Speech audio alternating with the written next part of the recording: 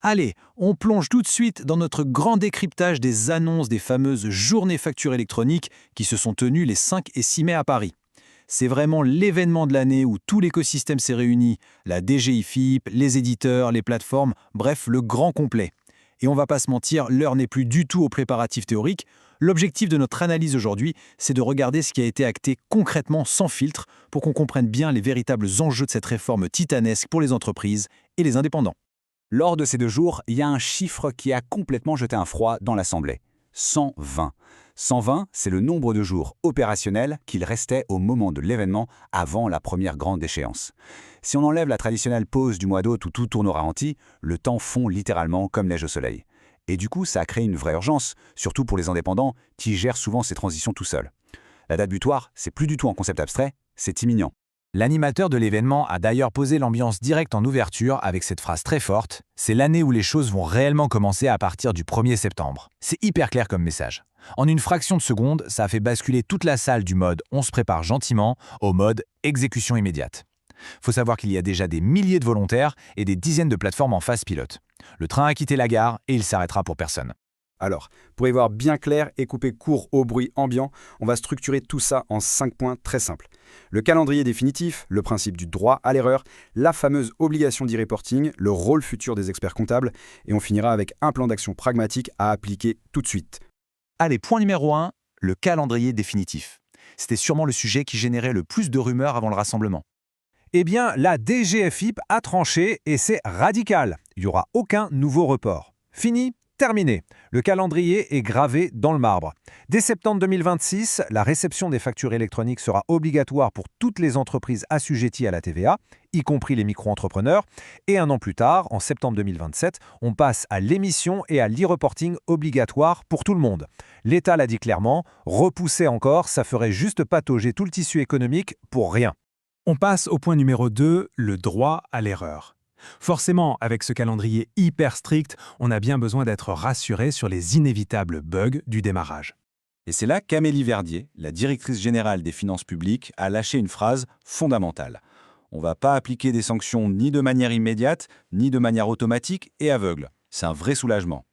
Le but de l'administration n'est pas de distribuer des amendes à tour de bras dès le premier jour, mais bien d'accompagner l'adoption du système. Mais attention, c'est pas un passe-droit magique non plus, il faut bien comprendre la nuance. Tout se joue sur la différence entre faire des efforts et ne rien faire du tout. Concrètement, si on a choisi une plateforme, qu'on a lancé les démarches, mais que d'un coup, ça bloque techniquement, pas de panique. Cette bonne foi, si elle est documentée, active le droit à l'erreur. Par contre, l'inaction totale, le fait de faire l'autruche et d'ignorer complètement la deadline, là, on s'expose directement aux sanctions financières, il va vraiment falloir prouver qu'on a joué le jeu. Troisième gros morceau de ce décryptage, et c'est un énorme angle mort pour beaucoup de monde, l'obligation cachée de l'e-reporting. Il est vital de bien séparer les choses. D'un côté, on a l'e-invoicing, c'est la facture électronique classique entre professionnels, et de l'autre, on a l'e-reporting. C'est quoi ?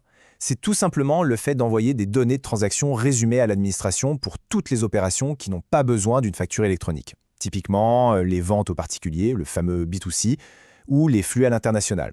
On n'envoie pas de facture détaillée, juste les chiffres clés. Et là, paf, on tord le cou à un mythe absolument tenace. Les auto-entrepreneurs qui ne facturent pas de TVA sont-ils concernés ? La réponse est un immense oui. Même en bénéficiant de la franchise de TVA, l'e-reporting est obligatoire sur les transactions avec les particuliers. Pourquoi ? Parce que l'administration a expliqué que c'était le seul moyen pour eux de surveiller le franchissement des seuils de chiffre d'affaires en temps réel. C'est un bouleversement total pour les petites structures. Et pour la fréquence de transmission de ces données, à partir de septembre 2027, c'est hyper cadré en fonction de la taille de l'entreprise. Pour les grandes boîtes, c'est tous les 10 jours. Pour la grande majorité des PME, c'est tous les mois. Et pour les micro-entreprises, c'est tous les 2 mois. C'est vraiment plus la petite formalité annuelle qu'on règle vite fait, c'est un flux de données régulier qu'il va falloir intégrer au quotidien. On imagine très bien les conséquences matérielles, surtout pour un commerçant ou un artisan. Saisir à la main les données de dizaines de ventes par jour, c'est techniquement impossible. Du coup, mettre à jour les vieux systèmes de caisse devient une priorité absolue. Les logiciels devront cracher ces flux automatiquement vers l'administration. C'est un chantier technique colossal qu'il faut absolument anticiper. Ce qui nous amène au point 4. Les experts comptables qui deviennent de véritables copilotes en temps réel, notamment grâce à des réseaux mondiaux comme PayPal. J'adore cette métaphore de la profession. Le comptable sort du rétroviseur pour s'installer dans le cockpit. Traditionnellement, la compta, c'était faire de la saisie sur des événements passés, regarder dans le rétroviseur le mois écoulé. Demain, c'est fini.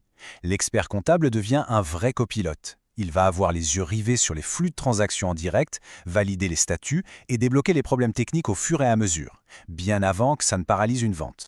C'est pour ça qu'il faut absolument décrocher son téléphone et poser ces questions à son comptable dès aujourd'hui. Quelles plateformes agréées ont-ils sélectionnées ? Est-ce qu'ils prennent en charge les démarches avec un mandat de délégation ? Et surtout, quels sont les coûts spécifiques de cet accompagnement inédit ? La DGFiP a bien rappelé qu'elle ne fera pas de comparateur de prix, donc c'est à chaque structure de faire ses devoirs. Il y a d'ailleurs un énorme signal d'alarme qui nous vient de Belgique, où un système similaire a déjà été mis en place. Là-bas, une majorité de boîtes a attendu les toutes dernières semaines pour s'équiper. Résultat des courses, un embouteillage monstrueux, une vague massive d'inscriptions et un support client totalement saturé. Donc, si on attend bêtement l'été 2026 pour s'inscrire en France, on va droit dans le mur. Ce fameux goulot d'étranglement, il est prévisible et il faut tout faire pour l'éviter. Ce qui nous amène à notre 5e et dernier point, le plan d'action. Qu'est-ce qu'on fait là, tout de suite, concrètement ? On suit ces 3 étapes sans plus attendre. 1. On choisit sa plateforme agréée pour être sûr de figurer dans l'annuaire avant la date limite. 2. On vérifie à la loupe ses obligations d'e-reporting, particulièrement si on fait des ventes aux particuliers ou à l'international. Et 3. On garde absolument toutes les preuves. Le moindre email, la moindre démarche initiée, on l'archive.